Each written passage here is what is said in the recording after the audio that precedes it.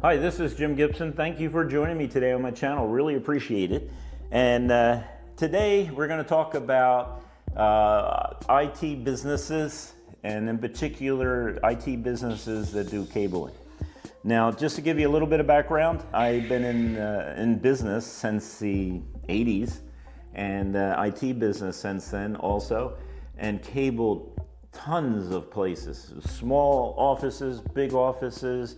Try to stay away from residential because it's a different animal completely than commercial cabling, but I've done a lot of commercial cabling, And I've trained a lot of people on how to cable, but I'm also a business owner. And there's certain business aspects of cabling, or even being in business anywhere, that you should follow. So especially in the cabling, the IT field, things like that.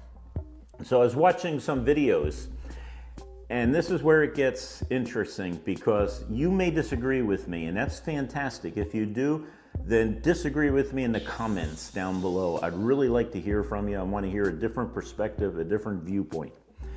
But I was watching this video, YouTube video, and the man had 2 or 3 of his employees, and they were on ladders, and they were in a decent sized building, and they're yanking away cables. And he's saying with great confidence that all the fact that he was going to make money on recovering this cable, and he was going to recycle it and everything else. And indeed, you can make some money in recycle. It's better than just throwing it in the trash, to be honest with you. But you're not going to make a ton of money. You're not, you go out and you buy a box of cable. That's one thing, brand new cable. You're using it, and but to pull cable out of the ceiling and recycle it, that's great. It's worth it. I'm going to be honest with you. I should be truckloads of cable, and I would take them to a metal recycler, and I would probably get maybe 5% recover of the cost of the cable when I originally bought it new.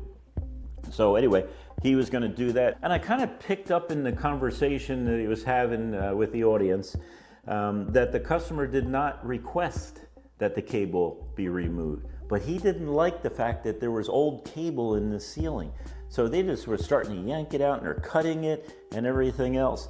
Now there's some problems with this, okay? And I'm gonna tell you the main problem that I have with it. First of all, it didn't appear to be part of the contract to remove the cable. And removing cables can get time sensitive. And he mentioned that it took his guys 2 or 3 days to remove all the cables in the building before they started cabling. So one of the problems in that is, I already mentioned that it's maybe not in the contract. It didn't sound like it was. But why do you want to remove all the cables? Just because it doesn't look good when you take down the drop ceiling? Who's going to look above the drop ceiling? Did the customer request that? If the customer requests that, did you add that in your contract? Did you charge more to remove the cables? Because this guy mentioned the fact that it took 2 or 3 days and a handful of employees to take all the cables out of the building. That's first of all. Secondly, those cables are valuable. They might be dead cables for communications and all, but there's your pull string. So if you know you're going to harvest the old cables, let's say, or you have old cables in the ceiling, and you got a long pull that's going pretty far, you take the cable, you cut it, you attach it to the replacement cable, and you pull it. But in this case, he was replacing Cat 5e or Cat 3 cable or something like that, replacing it with Cat 6 cable. And you need upgrades, and that's what the customer wanted. But did the customer ask for it? And that's the big thing. The customer did not ask for it. It's not worth the time. You're not going to get any money or significant amount of money recovering this cable. Are you there to do a job that satisfies the customer, or are you there to do a job that satisfies you? Now, I'm not saying don't do things that are unethical. No, unacceptable.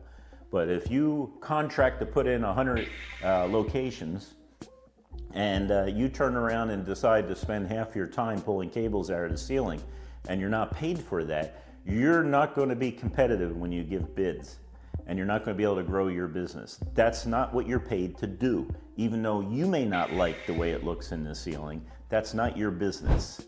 It's up to the customer or the owner of the building.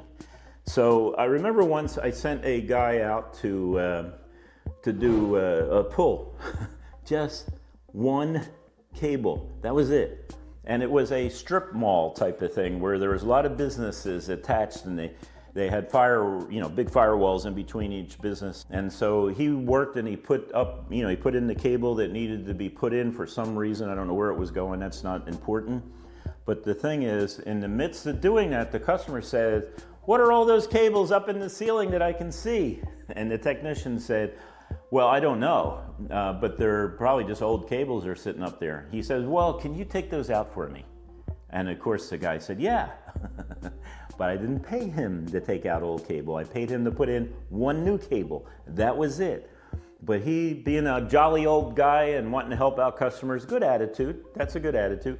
He went up there and he started cutting cables, and he cut all the cables, everything else, and he yanked them down and threw them in the trash and everything else. Customer was happy with that. His system was working, he was happy, he was content, signed off on a completion order, and my technician went on his way. And then I would say within an hour I got a call. Yeah, you're right. Every one of those businesses in that area are now dead in the water. And they kind of put two and two together. They saw my truck out front. They called and said, "Did you guys do something?" And all these people were angry, and rightfully so. They're losing a lot of business because of this. And so I had to send a crew out there to recable the whole building. And I asked the technician, I said, "Did I give, on your work order, did it say remove cables?" And he said, "No." I said, "Why did you volunteer your time to do that? Were you doing it on your time? Or did you want me to pay you to do that?" And he said, "Well, I assumed you would pay me." I said, "I also assumed that you would follow the work description, the scope of work that you were given. And if there was a change of the work that needed to be done, then you were to call the office to get permission to do it. You weren't there to do it for free." Okay? And because of that, it cost us thousands of dollars in labor and time and credibility and everything else, because you went up there and you just cut the cables and took them out. Now again, if you're offered, or if you're told to, that's one of your jobs, that's a separate job. And I would say the time it takes to pull a cable and the time it takes to recover a cable, now I'm not talking about just one cable, I'm talking about bundles of cable, is about 1/3 to 1/2 of what it costs time-wise to put the cable in. So if you're gonna do that for free, then what's gonna happen is your proposals are gonna have to be higher. And if you got a customer that's looking at your proposals and they're saying, they're looking at your proposal and they're saying, it's this amount of dollars, and he looks at someone else's and it says, "Hey, it's 1/3 less," then you're gonna lose the job. So is it do you wanna do the job, yes or no, okay? Does the customer care that there's cable up there? If they do, then charge them for it. But if you're just gonna figure out what it costs time-wise, labor-wise to remove that cable, and then you're gonna lose the job if you put that in your proposal and you go ahead and do that, okay? Because the customers, 9 out of 10 customers, 9 out of 10, probably 99 out of 100 customers give two hoots about old cable in the ceiling. Old computer cable, old local area network cable in the ceiling. They don't care.